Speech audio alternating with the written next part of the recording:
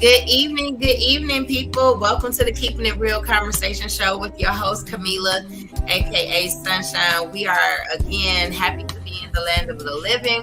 It could have been another way, but God saw fit that we are here tonight. Let somebody know we are live on our Facebook page. We're live on the YouTube channel, which is the name of the show. Please like, share, and subscribe. We're live on Twitch.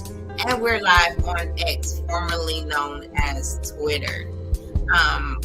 As I stated, I believe in 6 degrees of separation. You're literally one person away, one advice away, one help away from where you need to be in your destiny.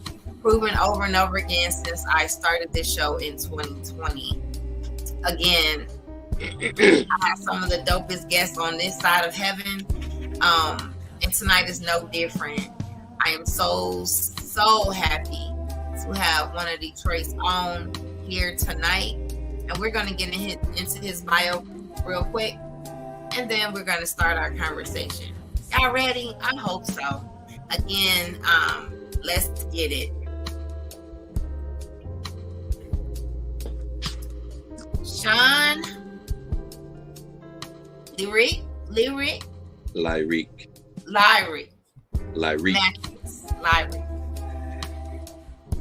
Yeah. And we're going to get into where that name came from. All right. But we'll get into that later.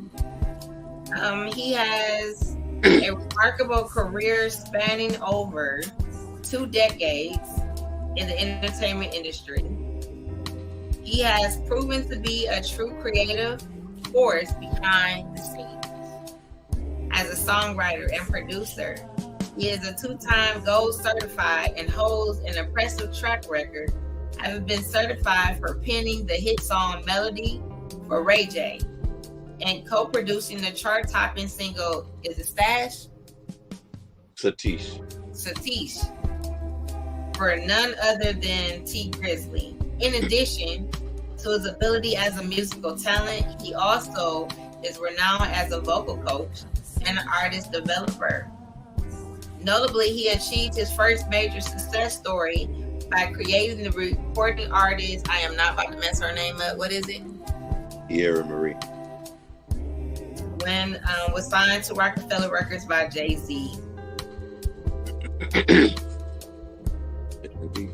We want to acknowledge him as being featured on Fox 2 News as the director of the TV series based on the extraordinary life of the legendary Jackie Wilson. As an actor since 2016, he is now making strides in script writing and directing TV series and movies.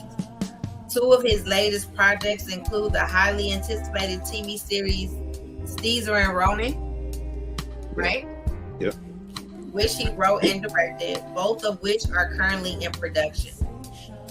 He has completed the first season of Love and Marriage Detroit and is working on the second season as we speak. You guys, I want you to welcome this wonderful talent on the show, Sean Matthews. How are you? I'm good. How are you? I can't complain. Good evening. I cannot complain. It wouldn't make no sense to do so anyway. Yep. Yes, indeed. So let's go back to, normally I let people know how I know you, how I met the guests that I have on here. I've not met you in person, but you came highly recommended by several people, actually. Okay. To be the next person to grace the stage. And as I state, this is not a surprise to me because 85% of my guests I've never met in person. Wow. Which is fine. So let's go back to the beginning. Well, what was Sean like as a kid? Well, I've been singing my whole life.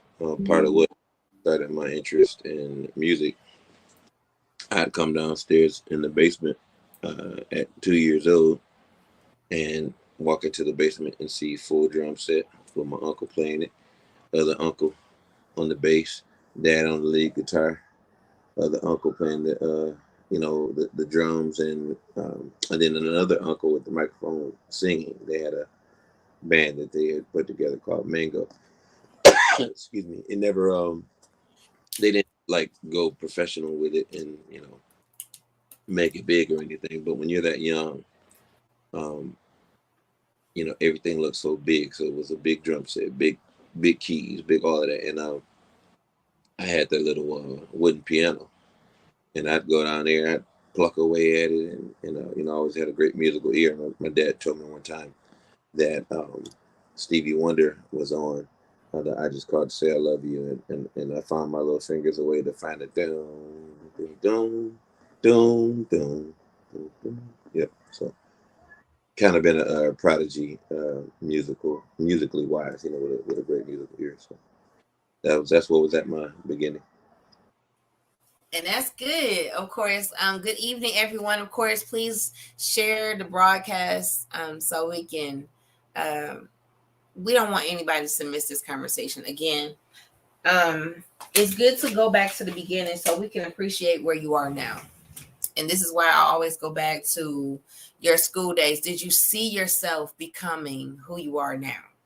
And some of the people would say, I would say half and half would say yes. And then half would be like, no, this is not what I saw. No, this is not. I didn't know until middle school, high school that this is something that I wanted to pursue. So with you being two and also being a part of family lineage of musicians, it was almost inevitable for you. Yeah, yeah, no, I did know for sure. I'm a preacher's kid, so I grew up in church, and when I was big enough to start playing instruments, I was the church drummer. I played keyboard, I sang on the praise team, I sang in the choir, I did all of that stuff. So, I had always been a ham. Um, one of the earliest recollections that older aunties and mama and grandma and all of them would tell the story of one time. I don't know if you ever went to a old Baptist church, back in the day, but they got that table there to say, "Do this in remembrance of me." Mm-hmm. So they brought me up there one Easter, and I had my little shirt and bow tie on, and I got up there and sung, yes, Jesus loved me, for the Bible tell me so, and all that different stuff.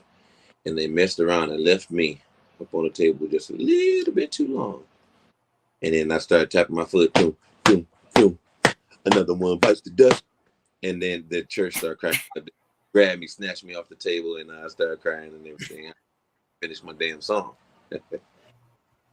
So I literally have always been a ham.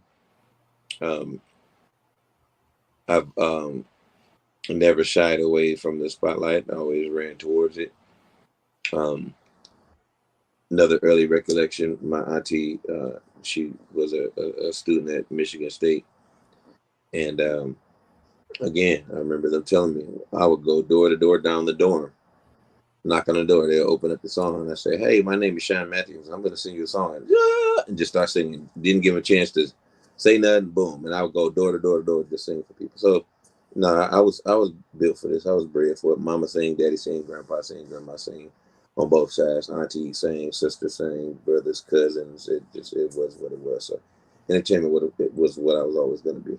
I'm just the only one in the family that really took it seriously and made it a career and never stopped and looked back. Okay, so we know that you began at two. All through your schooling, um, were you in music? Absolutely. Middle school, I'd be in the band. I'd be playing the drums. I'd be singing in all the talent shows. I won the talent show in 8th grade. With the high top fade and the ponytail bush in the back of my head, singing Boys to Men song. Um, yep, was always the performer and never stopped. If it wasn't in the hallways or even at a young age, singing to the girls in my class, it didn't matter. I was always doing some type of, or I was a class clown telling jokes, or I was, acting in plays at church, or just anything that had to do with the arts. I was all for it, and literature, literary. So this the brands, where did that come from? You said the brand? Your name. Oh yeah. Um, so I did start out as Lyriq. It was just Lyric. Um, because I was a songwriter and I was one of the best songwriters of my peers. You know, when I got into the game, and so yeah, came up with Lyriq. And I want to say early 2000s. So I started off with the producer Detail, the Grammy Award winning, you know, multi-platinum producer. You know, the one that wrote Drunken Love. So I started out with him before we actually got signed and put on with Ray J. Around the city, and we were working with everybody we could find. We didn't know nobody in the industry at the time, so that's how, you know, I wound up working with Tierra. Sarah Stokes from the band, Robert from Day 26, all before they got in the band, all before they got before Day 26. I mean, at the time, I don't know if you remember the group 7 Mile. Gotta let you do your thing. When they split and was getting signed to the Fubu label, I was me and Detail were writing and producing for Tez and Dion of 7 Mile. So we're just working with everybody. And then I think there was 2 people. One that was a female, who was a rapper, and I think it was another person that was a songwriter that was going by Lyriq. So I remember I'm sitting there in the basement studio that we had at Detail's house, and I was just like, man, I can't be having the same name as these people. You know, I don't want to be in the same category. I want to just, you know, stand out, do my thing. And he said, well, why don't you just put a Q at the end of your name and go by Lyriq? And I said, yep, that's my name now. And it literally, that's what the transition was. So I can kind of timestamp where people knew me from based on what they call me, because it doesn't matter what I do.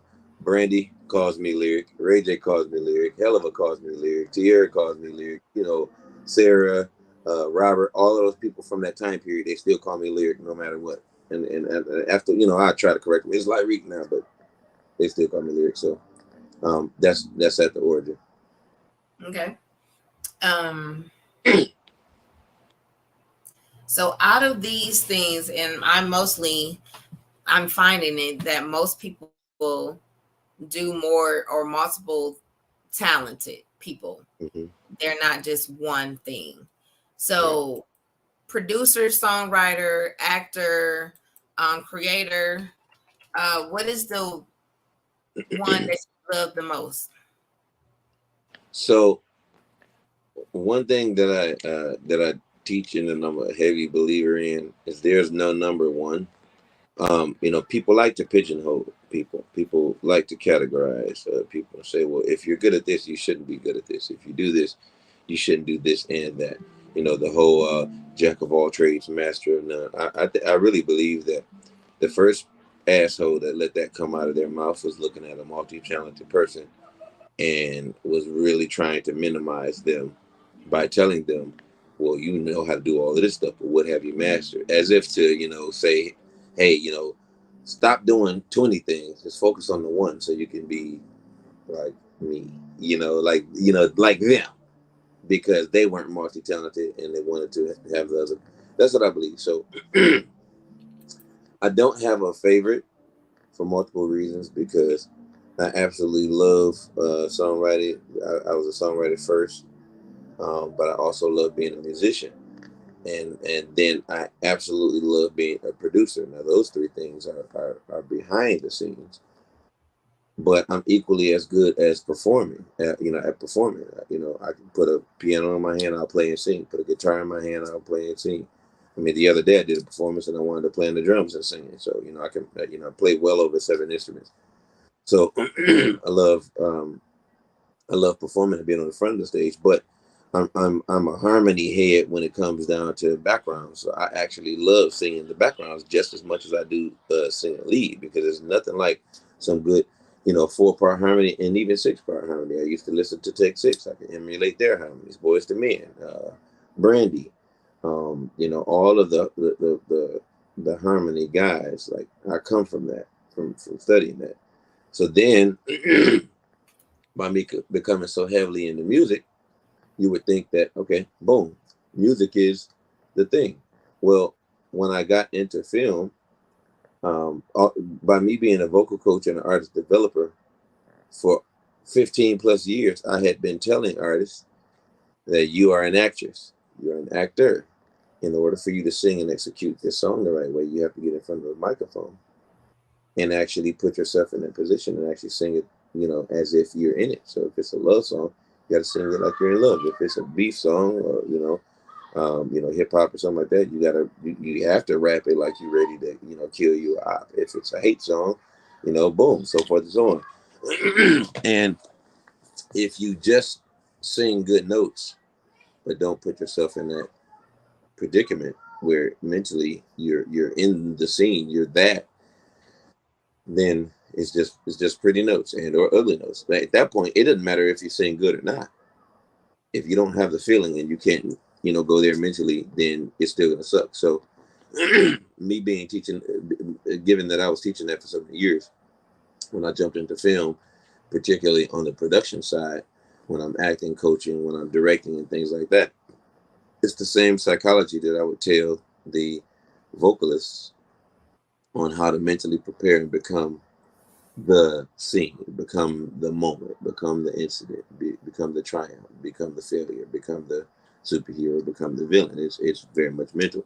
So my music career completely prepared me for being an outstanding director, and I've got nothing but compliments and flying colors, both from how I motivate, how I make I make it fun, I make the actors and actresses laugh and feel real comfortable, and then I'm able to pull the best out of them because of my approach. So I legitimately love them all for different reasons. It's not one that I don't love. I'm a person kind of like on the Frank Sinatra tip. I do it my way. So if I don't like to do it, I'm not doing it. It's that simple. So everything that I do actually do on a regular basis, I love it. So on the different projects that we the world knows you from now, what spoke to you about Jackie Wilson, or even your series of Marriage from Detroit? So with Jackie Wilson, his daughter Brenda Wilson, friends of mine were really moving around with her around the country, helping to facilitate different things for her, whether it was shows, whether it was going back and forth to California, in their travel. So I took a liking to Brenda kind of more so in a protective way. Excuse me, long before I'd ever met her, because my friends were looking out for her. So when she crossed my path, when I found out that she was doing this project on her father, I'm a girl dad. I have 4 girls and a son. It's not my biological, but he's my son. Raised him from 6 months to 15 now. But I'm a girl dad, so the fact that posthumously, her father, having been dead for years, passed away for years now, her making it her business to tell her father's story, a story in which there to date has not been one attempt at a biopic. There's been no film. There's been no documentary. There's been nothing substantially. So for me, it was an honor out the gate to make it where I get the chance to direct the Jackie Wilson story. Was I absolutely a super fan of his music? That was before my period, so I didn't have that attachment. Like I listen to his songs all the time. I'd be disingenuous as if I said that, but I always had respect. I always had a healthy history from those that came from the Motown era, because growing up, that's the stuff that my parents played around the house. So I know I've heard the Jackie Wilsons, the Sam Cookes, the Stevie Wonders, and all of that from those eras. So I have a special place in my heart for real music and for music of that period. So being able to do Jackie Wilson's story, it was an honor from out the gate because of my affinity for his daughter, and you know, getting a crack at it, being the first one in history to ever do this story. I was definitely all for it. You know. I I'm I'm super excited and I can't wait till it is released to I've seen the trailer, of course, and there are things that I didn't know. I just thought it was, Jackie Wilson, the singer. But from this trailer, I'm like, it makes me want to indulge in finding out who Jackie Wilson was. Um, I love things of this nature, of course, the unsongs and all of these things, because again, um, we have had a history of talented people that have not had an opportunity for their story to be told, especially those who have went to the grave. Yeah. And so for his daughter to say, for legacy purposes and for correction of history or whatever the case may be, we want to put my father's story out here. I am excited that someone is still around to even tell the story. Yeah. Yeah. Literally, you know, time is fleeting. It's often taken for granted, and you know, the age that she is, you know, she's here and blessed from God. That's even the case. You know, she didn't have to be here, and you know, had she not, it's a good chance that the story may have passed with her. So yeah, no, it's an honor. I'm completely honored by it.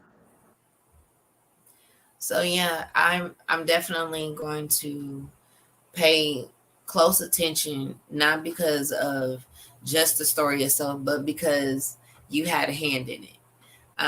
You also, with being the director, um, you have the say of what will be portrayed of this person.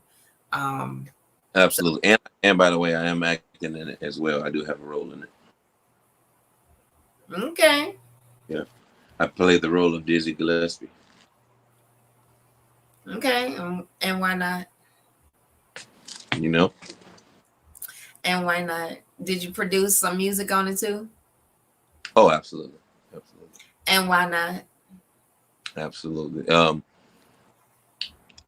The music for the trailer was a combination of my brainchild and a very talented producer friend of mine named EJ. We collaborated on that and brought that to life. So that isn't some stock footage.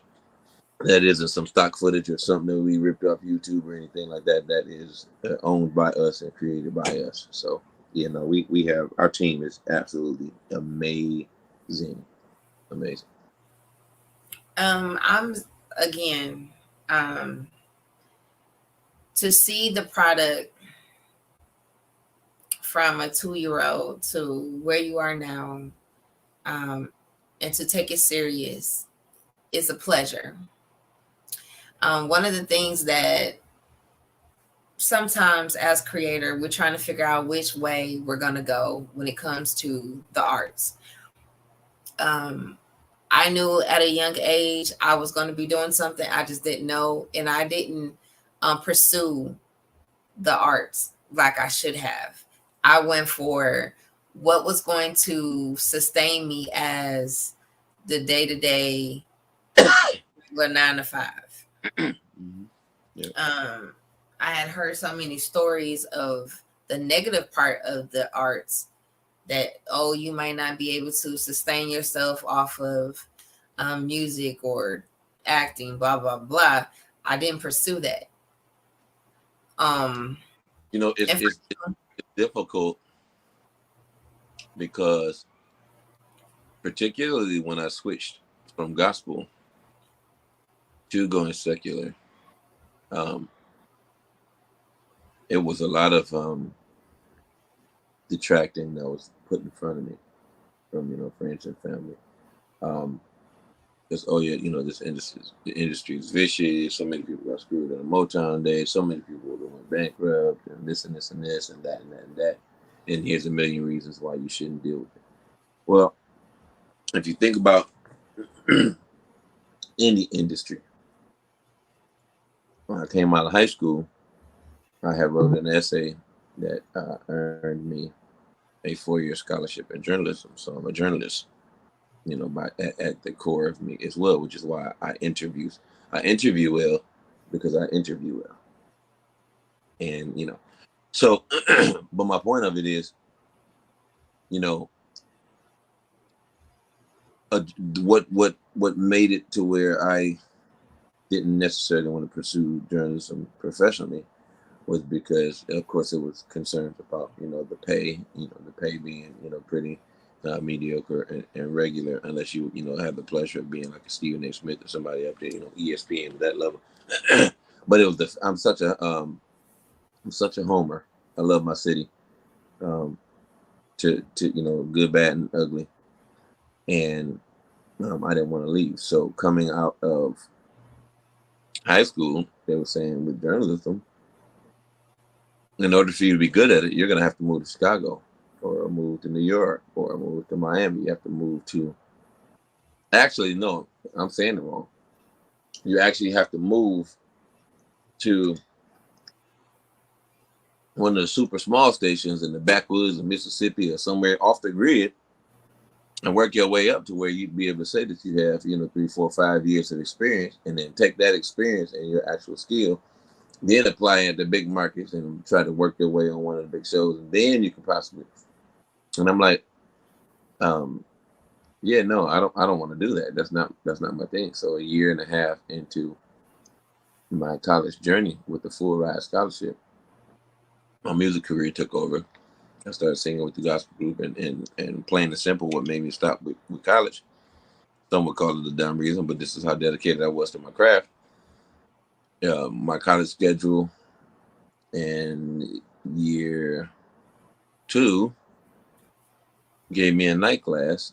I believe it was science, and it was on our rehearsal day, and we rehearsed way out in front of way out in Ypsilanti, coming from the city. So it was either go to college or throw your dreams away being a singer and going that route. And clearly I chose. So here I am, and here I'll be. Yeah, that's, I get the question a lot, like, did you go to school for journalism? I'm like, no.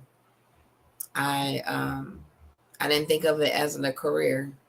I was planning to actually be a computer engineer all the way up until I went to the University of Michigan and saw the math that goes along with that. And I said, oh no. Oh, Yeah. absolutely not. Yeah, I'm gonna, get my prerequisites out of the way and I'll figure it out. From there, I went to Wayne County and I decided I was going to be a teacher. And life happened and I never finished. But I see that God used a teaching and experience versus the actual book teaching. So yeah. Well, look, I don't discourage. I don't like to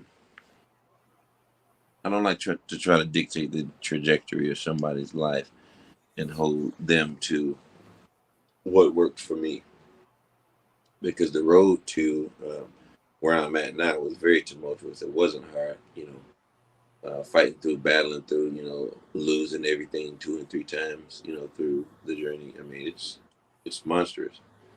So everybody isn't willing to make the sacrifices that I had to make, nor be so committed to it that when it wasn't an end in sight, or when it wasn't a light at the end of the tunnel, or any headway looking like, still kept going, still pushing, because I believed in me, and even when nobody else believed in me. So I wouldn't have got to this point had I been worried about and concerned about what anybody else had to say. The real. Absolutely. So I always have this moment of it's the village for me. Growing up, it was definitely my neighborhood. It was definitely the church folks. It was definitely my school. Everybody had played a part in who Camila potential or opportunities could be. Even to down to when we didn't have, we could always go to our neighbors and borrow. and we will always come back as a family to make sure that everyone ate, everyone shared, everyone did what was necessary for us all to survive. Um, with you being in where you are now, do you feel like you have a village now? I'm the head of the village now, because not even my children, I hold the careers and ambitions and the motivations to countless and countless and countless numbers of artists, um, actors, singers, producers, musicians, and a lot of them, because I remained touchable when people see me do extraordinary things, see me on a movie, see me on a reality show, see me, brand ambassador for Cadillac, seeing me, on TV doing this, seeing me perform live. They're like, I know Lyriq. I met him. I've been around him. I've recorded with him. I, did this with him or that with him or whatever. And if he is making moves like that, and I can pick up the phone and call him and he'll answer, and I can touch him, and and he's cool people like that, then shit, why can't I? And ultimately, uh, as I got older, my method of my madness and my motivations changed from me wanting to be a motivator to those who I do what I do and I make it look easy. They'll see me record, see me engineer, or see me play the piano, whatever the case.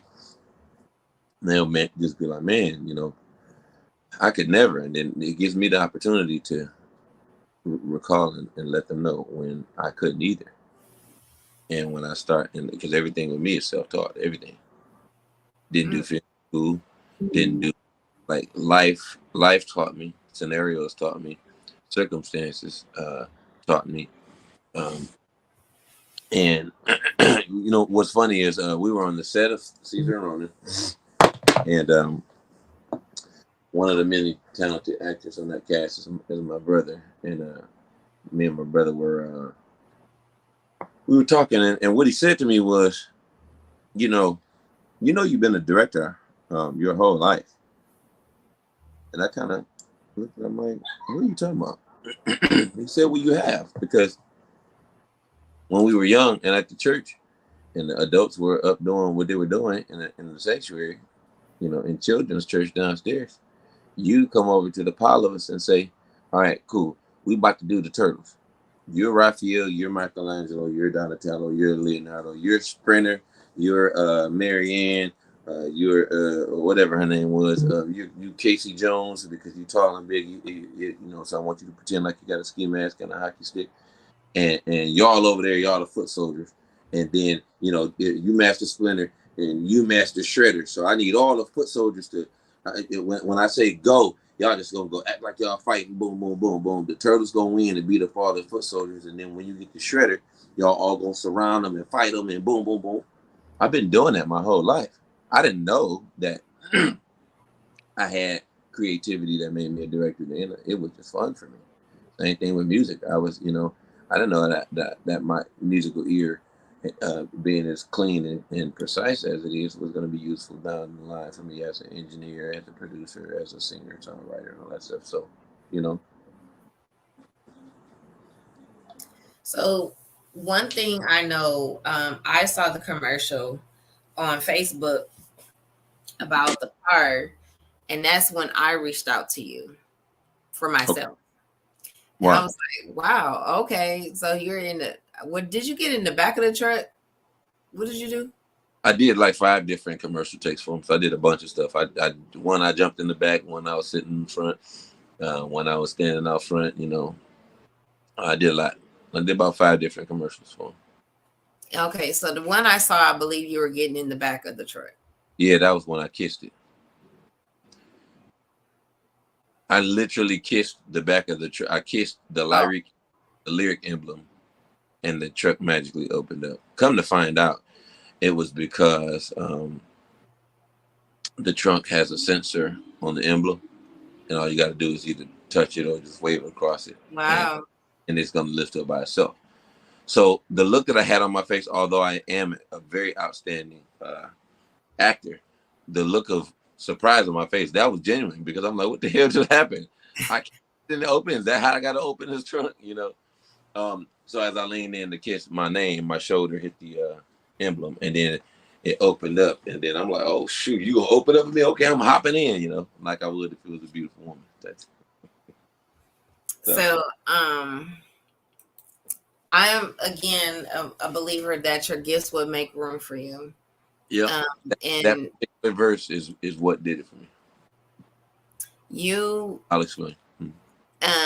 Going into, I'm glad that we can find the different avenues and every facet of ourselves. Even as we're getting older, there are still things that we still don't know about ourselves that we're capable of doing. Even in the arts of finding another genre or another space that we have not conquered yet, but we have a confidence to know that we can go in. So for this statement right here, and I am saying statement with exclamation point, that your gift will make room for you. How do you feel about that? So it's funny you said that. I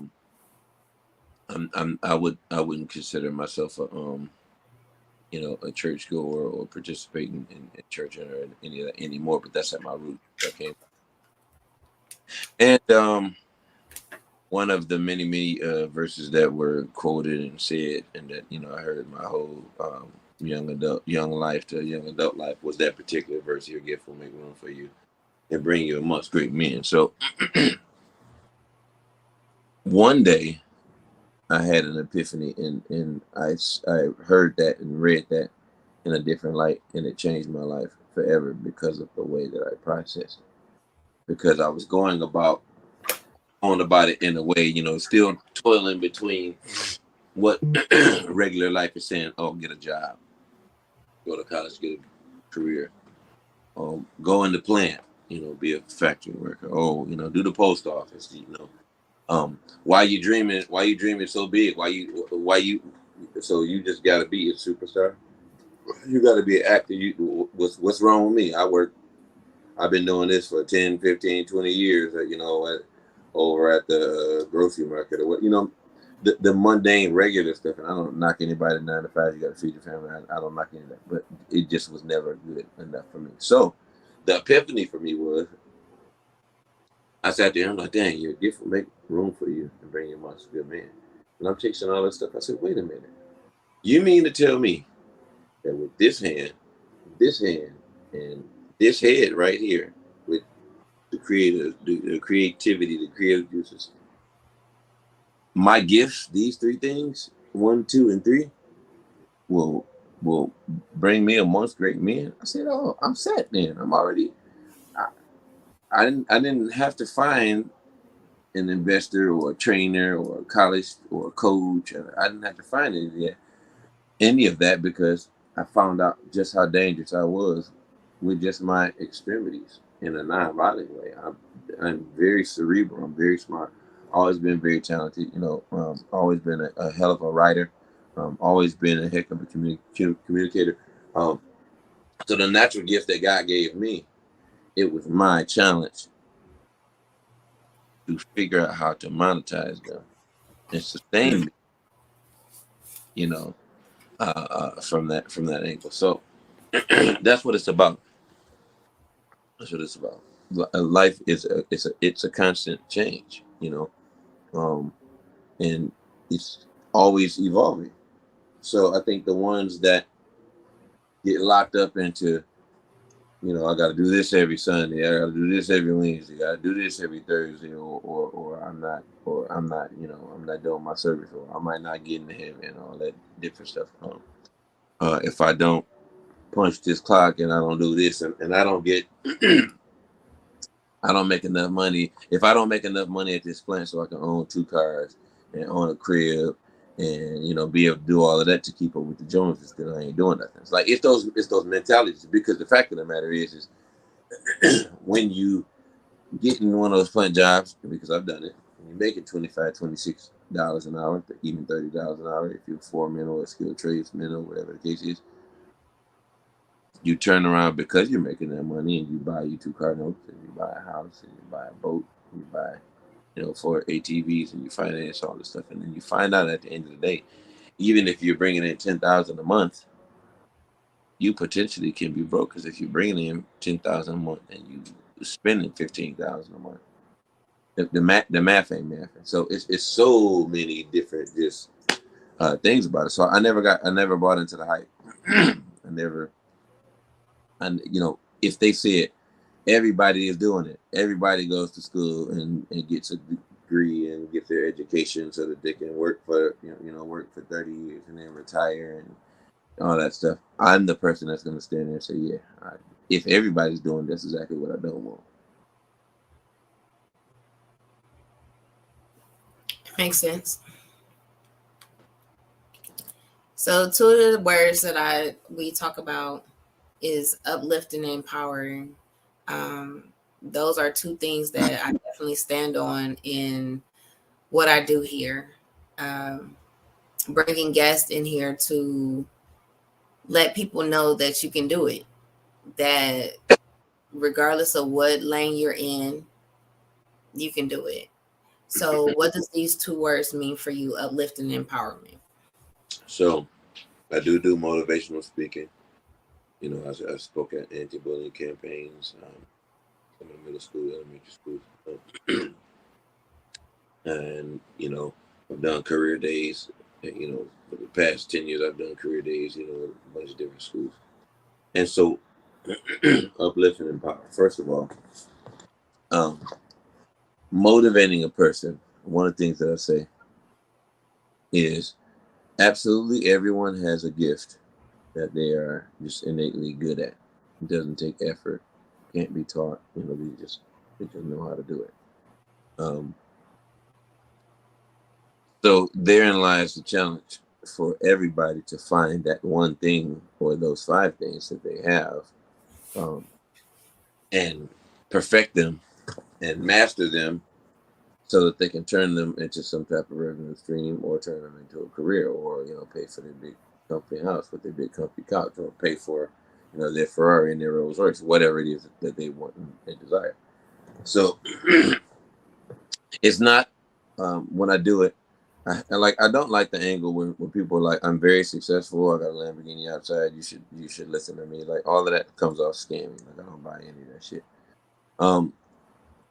But the thing of it is hey, if you're a janitor, let's say you're a janitor right now and you're at a school and you've been janitor for 10 years, you have a choice as to whether you're going to keep providing janitorial services by breaking your back and getting your shoes all soggy and splashing all over the place, and breathing in these fumes with all this chemical concoction. You're the deciding factor as to whether you continue being the janitor, or whether you take all of your skills that you've learned over the last 2, 3, 4 years and start your own janitorial service company, wherein you can sit back and put your foot up and crunch the numbers and do the logistics while you got 10, 15, 20 young people out there that can do the legwork, while you sit back and orchestrate, use your experience to make it happen. Like, people are so short-sighted. That's empower. Uplifting. What that means to me is, and this is again my strategy, whether it's with my actors or whether it's somebody I'm training, punching down on, beating down on, and like talking to them crazy. Some people mistake that for being passionate, because I love it's really because you're an asshole and you got limited vocabulary, and the only thing that you can do is take a piss on them. And excuse my French, but that's so I want them to know that you have to have the self-belief, you have to do it, you have to execute it, and it's on you. The white man can't hold you back. I don't believe that anybody, nobody's gonna hold me back. If I don't do it, if I don't achieve it, it's because I gave up, and that's the key. So I uplift. Sometimes all you have to do is have some longevity and don't quit. Mm-hmm. The next one, of course, is important to me, of course, of having a balanced life. And what does that look like for you? If I'm honest, I won't say it's damn near impossible, but it's very difficult to have one. um, because all of the different things I'm doing at a high level, and they're very involving and very time consuming. So it affects love life. It's one of those things, though. And maybe I know you're doing the interview, but it's a conversation. So since you are a woman, I'm gonna spin one with this balanced life theme, and ask you a question to where maybe you can shed some light on how people should deal with this. Because the fact of the matter is a woman wants a man who is got his own money, got car, crib, can pay for some nails, can pay for food, can get some trinkets and stuff like that, can provide, can do all those things. However, if he spends too much time doing those things to provide all of that, he's never around or neglectful, and can get left or cheated on or done. However, they're done because of the woman, needing a particular, emotional connection, or sex from somebody who, well, you always gone. So, you know, Mr. Whatever his name over here is entertaining them and just giving them love and giving them the time and taking them out to dinner, whatever, while you grinding. Um, you know, so a busy man is someone who can provide and has the means. A man that's not busy and he got the time to play 2K for 10 hours a day, sitting up at the crib not doing nothing, eating hot dogs, corn dogs. He ain't doing nothing, but he got enough time to lay up around you, get you pregnant, make you feel special and all this because he just up your ass the whole time. Well, it's difficult to do that when you're out there getting it. So I'm only going to quote. Hold on, is this FCC regulated or can we You can say say, whatever. huh? You can say whatever. Okay, so completely not being disrespectful to anyone, but I'm gonna quote the great DMX. What do you want from a nigga? You know what I'm saying? You can't have both. If I got motion, because like for me, for an example, my day might start out with a 10 a.m. meeting, and then I'm meeting with the movie and trying to get stuff lined up with the network with that, and then I'll turn around and have a client that want to come in for 3 hours and record, and I got to do that. And then I'll turn around and have to mix a record, and I'll turn around and have somebody that wants to feature, and then I'll turn around and be like, dang, on the weekend I got to perform, so I got to rehearse 2-3 times throughout the week with whoever it is that I'm doing that so that I can perform.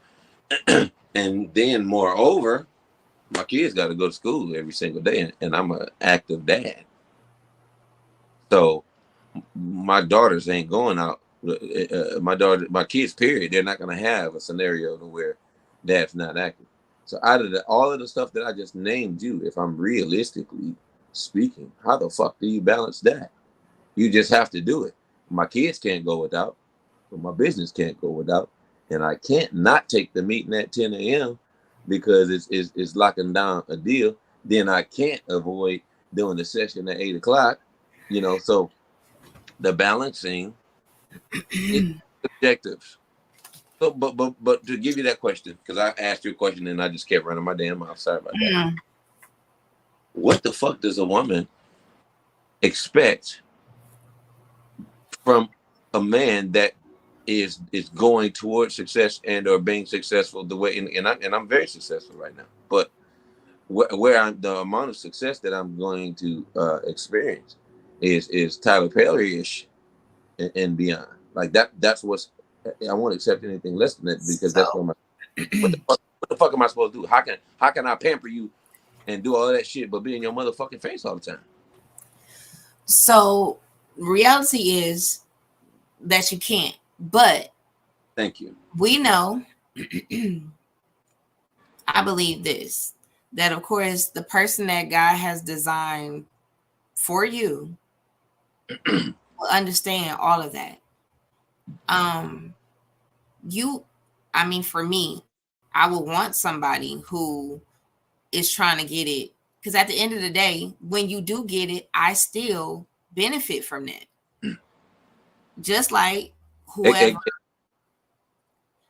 whoever I'm with would have to understand my schedule and what I do. I'm very busy. I stay busy. But at the end of the day, but and I haven't had children yet.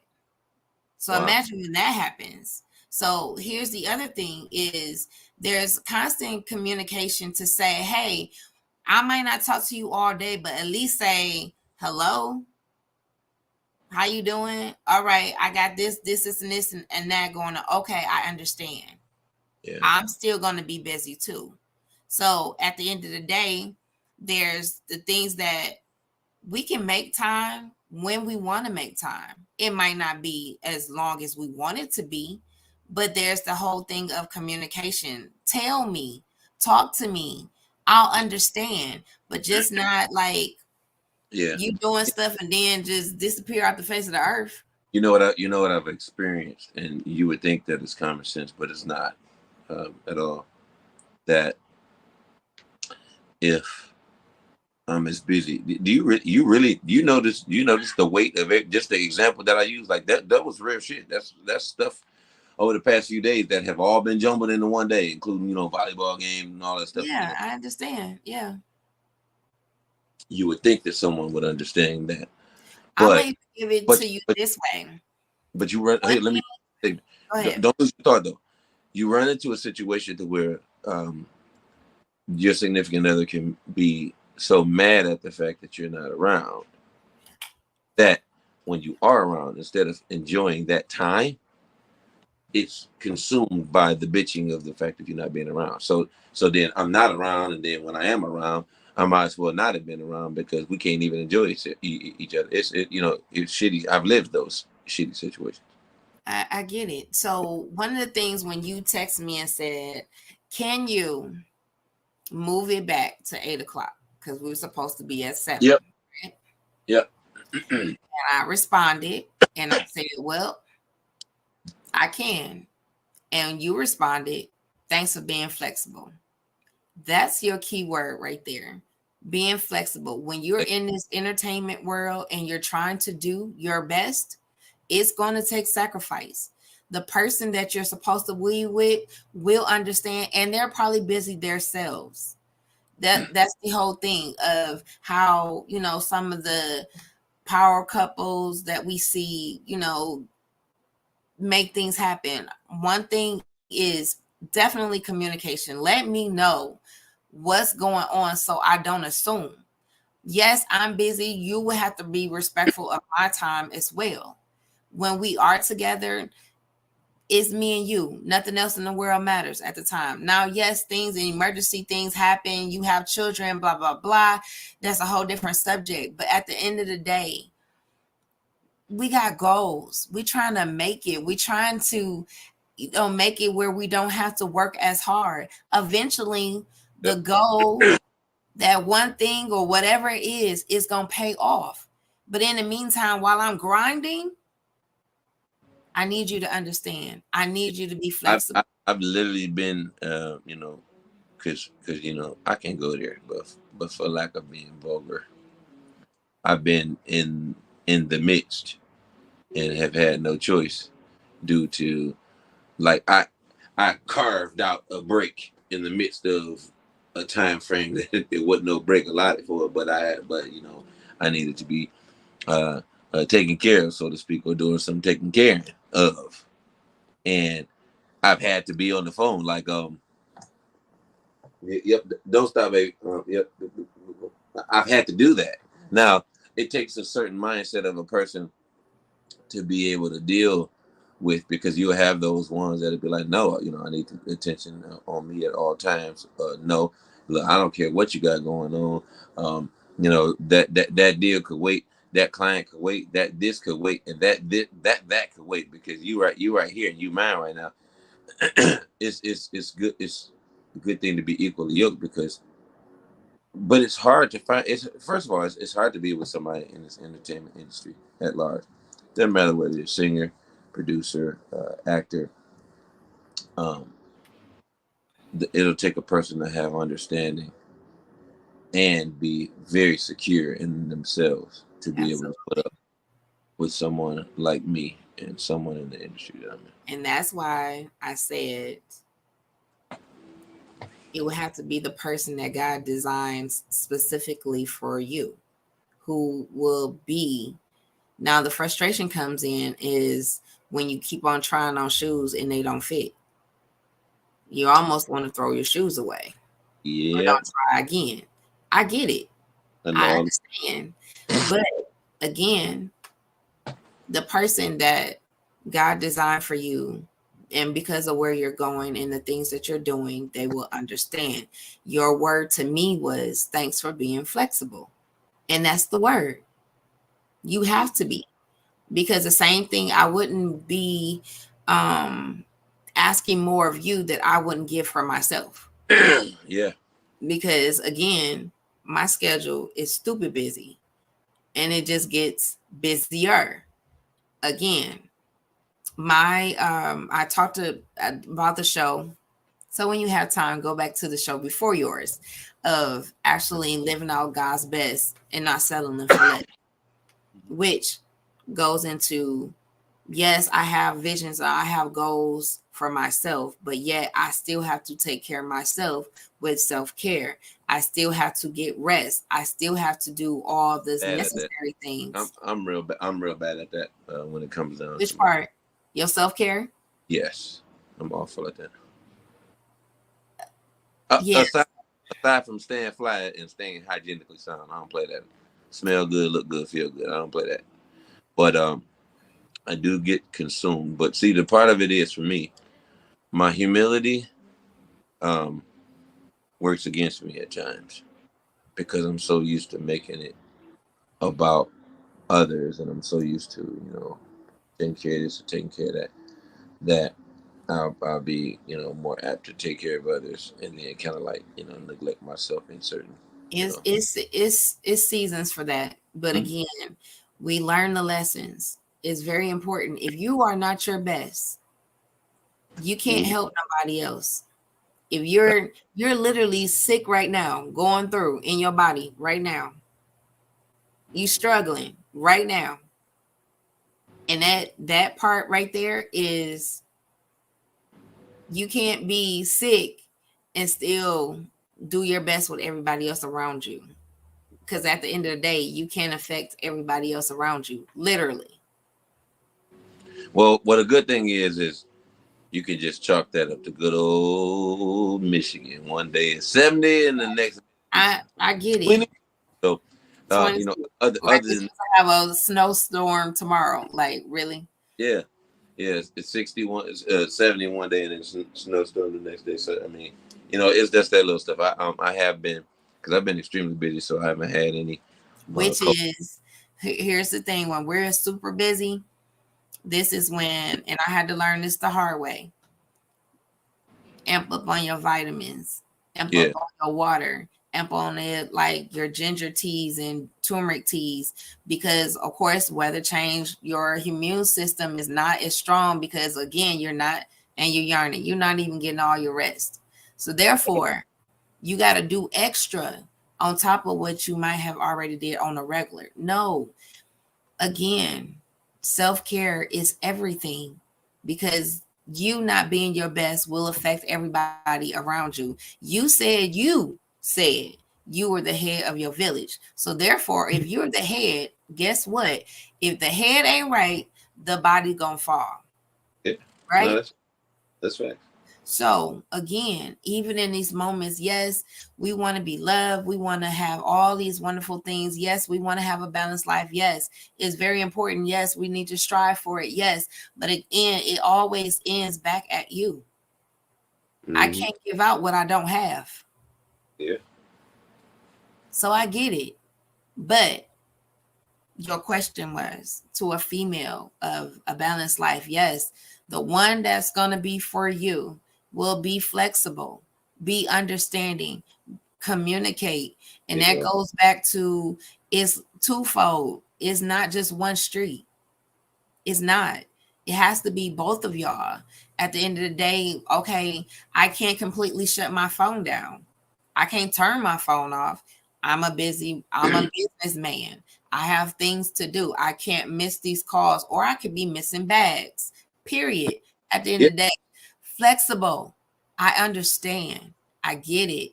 Because at the end of the day, just like anything else, if you are that person, I lend you out to the world, you'll come back home to me. Yeah. You'll come back home. You won't do nothing outside of that. If I got this straight, I don't have to worry about you at Yeah. all. you know, you know how you watch a CSI or NYPD Blue, Mm-hmm. and you that lead detective, and day in, day out, you got the stupid trench coat, you got the 5 o'clock shadow, the stubble, the wild hair. You walk in the apartment, pizza boxes everywhere. He just because he can't find them in. Ain't nothing else. And then when he gets cleaned up to that lovely lady of his, and he wined in the diner, and then he done got a couple sips in, and they ate a little caviar and did all that stuff, and He oh gotta yeah, go. 39th Street, and he like, baby, I gotta go. Sometimes you'll have the understanding chick that'll be like, yeah, I'm used to it by now. Go ahead, just make it home to me, say. And most times you had, hell no. See, this is what I'm talking about. No, so. And I run into door number 2 more than anything. So So we it's gonna one say, of those things. And I'm not a detective or nothing, but my schedule is like that. Like I will plan a whole thing and be like, I've been so busy. I'm gonna sit down and I'm gonna do this. And I'll get that call that's like, yeah, so you need to take this call right now because they might be flying you out and you might be making an appearance on this and that. And then I can't afford to say, yeah, I can't take this. I'll hit you back because my phone is my source. My phone is how so it's tough. I get it. So again, it's the sometimes the season is by yourself where I'm working this. I remember one day we were talking and he was like, I'm at the table, talking about the Netflix and this is and that. I said, okay, cool. No questions asked. I didn't have to because at the end of the day, that wasn't the time to talk or to indulge in conversation because you're busy. Get it. If you text or you inbox me or whatever the case may be, if I can talk at that time, I'll respond. At the end of the day, do I respond all the time right then and there? No, I could be in a business meeting. I mean, what I do on my regular job, I'm busy. So, and I'm in a lot of meetings. So again, it's understanding, it's communication, it's flexible because everything can't be on my schedule. Everything can't be about me. And most of the time, people in this industry are with people who's in the industry who actually truly understand. And then there are some who don't want anybody in the industry who are understanding too. So it's all about the person individually of what you're willing to go the journey with. Like for me, in my dating times, I didn't want any drug dealers. I didn't.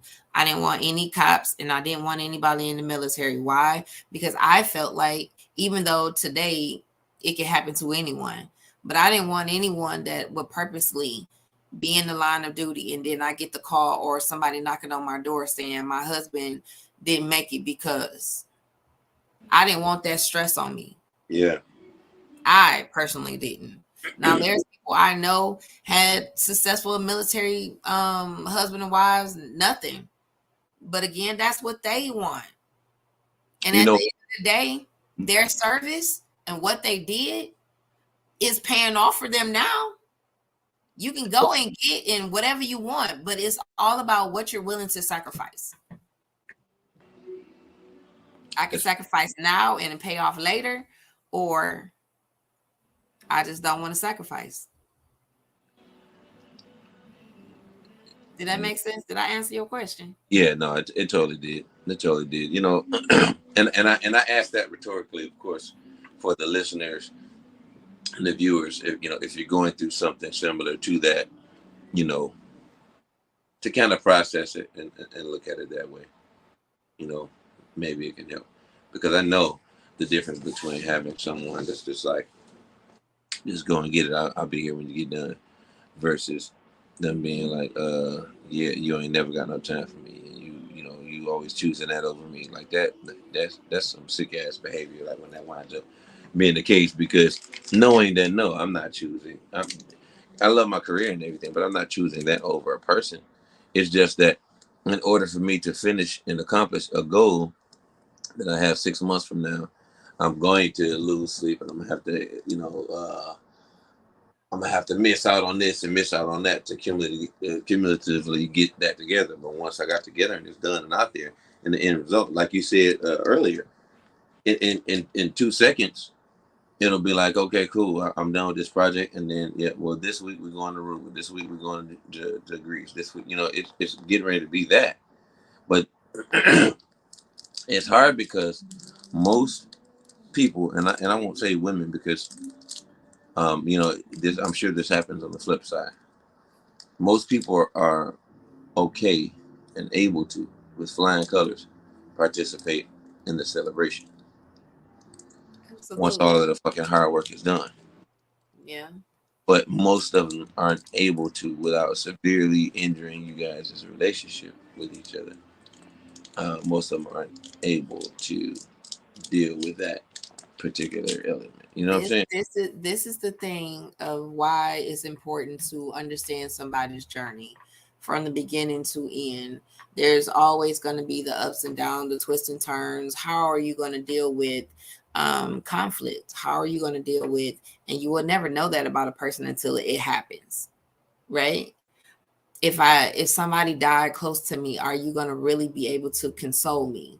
Are you going to be able to talk me through off the ledge? Like, you just know certain people you would never call them in your time of need. You just know there's some people you just won't call. You just know. And in those All them. moments, yeah, it's the journey of love. It's the moment of understanding what it takes to love someone and love something. If these two can match together, of me loving what I do and me loving this person, it'll be the perfect match. But again, I go back to, you will find the person that God has created for you, and it'll be everything you want it to be. They'll understand, they'll be flexible, they know how to talk to you. They know, even in those moments of, even in creativity, sometimes we get frustrated, sometimes we just can't talk, sometimes we need moments to ourselves. If I got to go to the river, if I have to go walk, it whatever, you have to be understanding that I can't give you something I don't have right now. Mm-hmm. I don't have it. I can't give it to you. It's the same thing of even giving in these conversations. It takes a lot Yeah. out of you doing this. I don't Mm-hmm. think people understand that. It's the same thing of preaching. When you give, you literally feel drained. So I can imagine if it's all day, like I need a moment to unplug. You have to do it for yourself, because if not, you're carrying,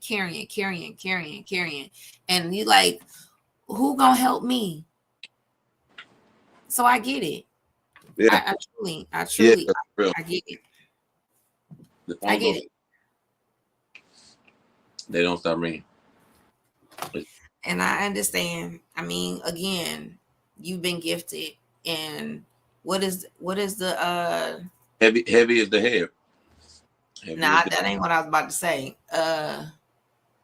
The more God gives you, the more it is required. How does that go? So much is given. Much There is you required. go.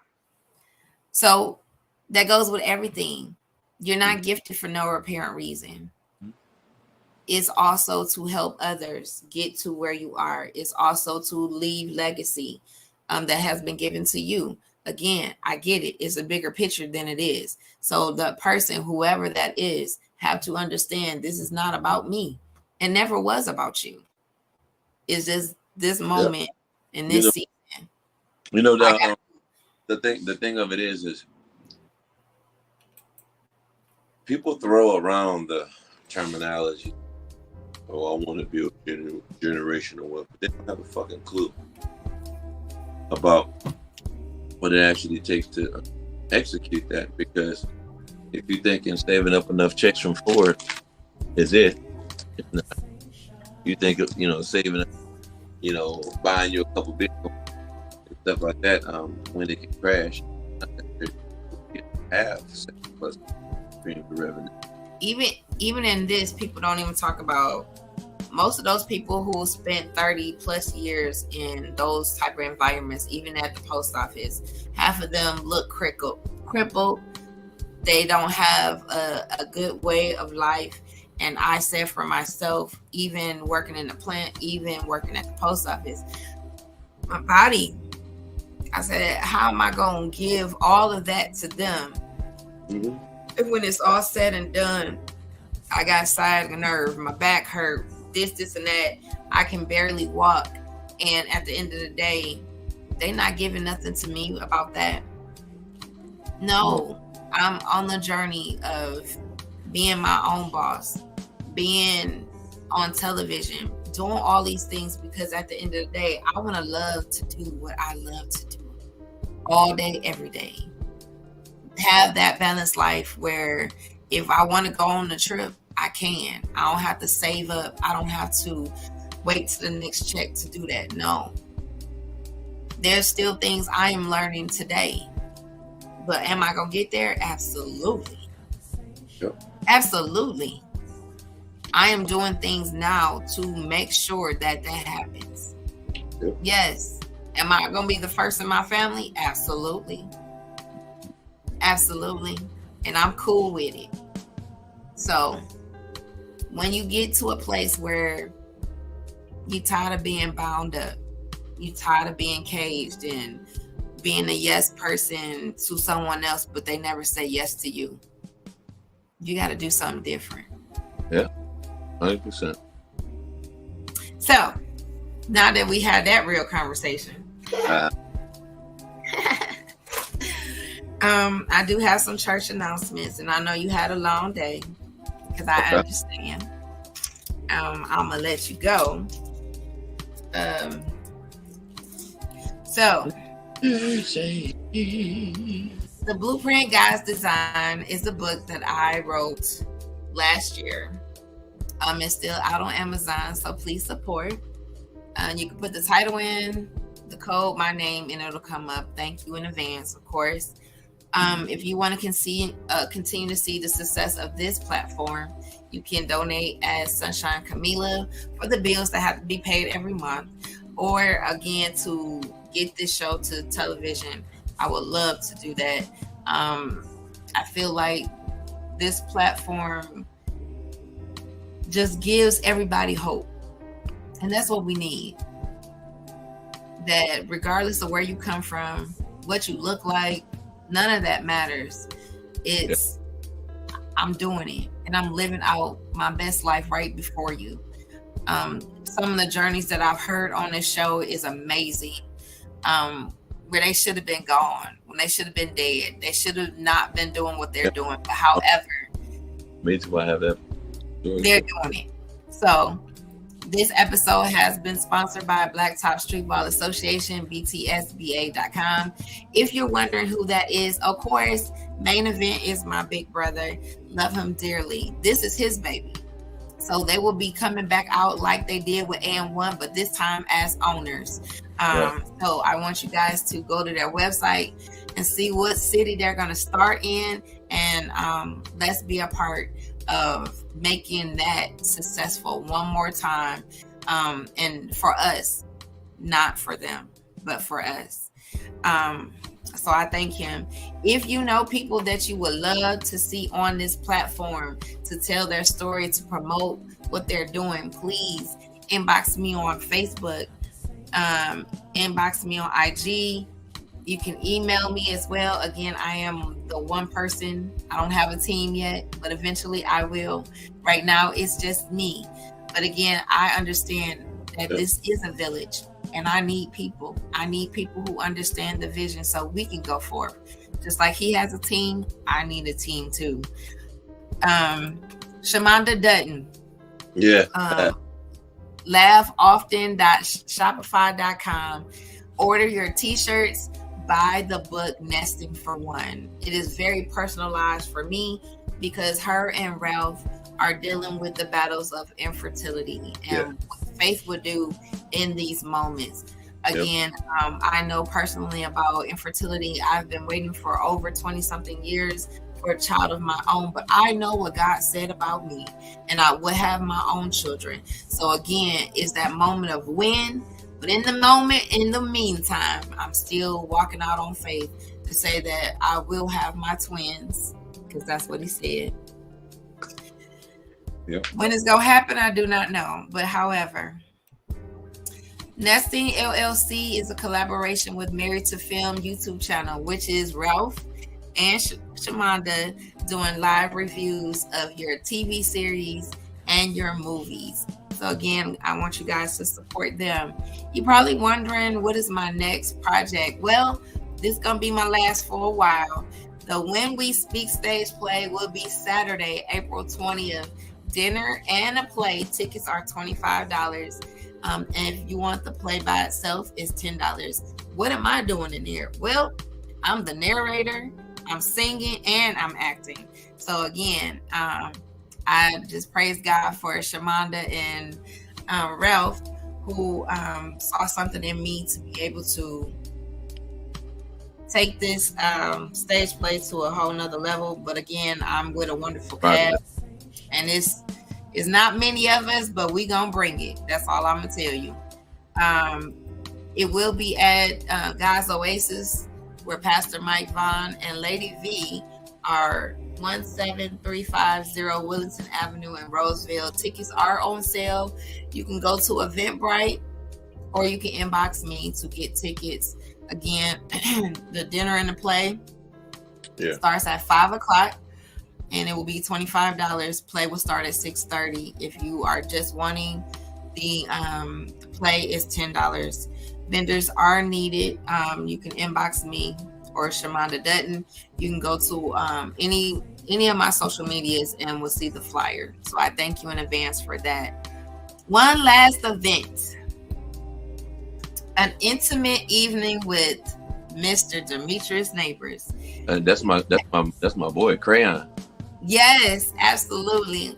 My God, I can't say enough about this man. Oh my God. So Saturday, May 4th, doors open at 6 p.m. Showtime 7. Tickets are $40. At the doors, $45. Eventbrite, Jazzy 3. You do not want to miss this event.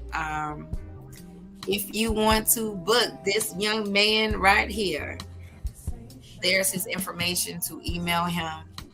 I had a great time with you, sir. Thank you so much. Thank you so much. I appreciate that. So those are the end of my church announcements. So my last words will be from the man himself. What would you like to say? Dare the dream, but not from the cliche standpoint. Like, you have to step out from the mundane. You have to step out from what you see everybody else doing, do something. And then I'll leave you this last thing. You have to be aware and make sure that you're in the right room, right? Get in the right rooms. But that's only half the battle, because once you're in the room, you have to make sure that's the right table. And the right table still can be wrong if you have the wrong people. Right table. You gotta, you really got to be aware of who's around you. Last but not least, a quote I came up with, I actually put on a t-shirt about haterism. And haterism is unfocused people focusing on focused people. Straight like that. That was good. That is really good. So again, you guys, I am super excited that I had this conversation with him. I won't be back until Tuesday, where I have saxophonist Randy Scott will be here on Tuesday. Thursday will be the well-known author and teacher Booker Snow, and so again, and then I'll be busy with rehearsals and things of that nature to get ready for this play. School starts in May, so I got a lot going on. As I stated, I am super busy and I still have ministry assignments. So again, I'm always busy. So again, thank you. I believe in 6 degrees of separation. You're literally one person away, one advice away, and one help away from where you need to be in your destiny, proven over and over again since I started this show in 2020. Again, I will see y'all on Tuesday. I love you. And have a great and safe weekend. Because it is tomorrow, and if you're in Michigan, you already know what's about to come. Hopefully it won't be a lot, but anyway, stay safe, love on somebody, and smile because you're on Candy Camera. So I love y'all. See y'all on Tuesday. Peace.